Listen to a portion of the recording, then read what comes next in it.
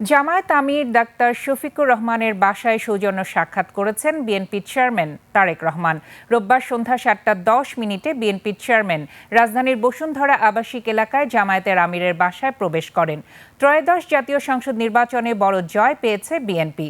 ভবিষ্যৎ প্রধানমন্ত্রী হিসেবে তারেক রহমানকে অগ্রিম অভিনন্দন জানিয়েছেন জামায়াত আমির। এছাড়াও জামায়াত আমির নিজের ফেসবুকে জানিয়েছেন, তারেক রহমানের আগমনে জাতীয় রাজনীতিতে ঐতিহাসিক মুহূর্ত তৈরি হয়েছে।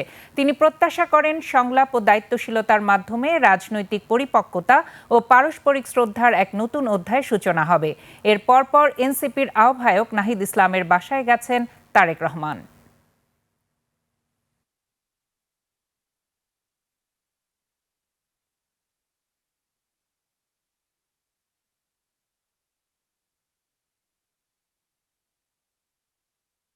চার দলীয় জোটের যে সরকার, সে সরকারে তবে এবারেই 2026 সালে যে নির্বাচন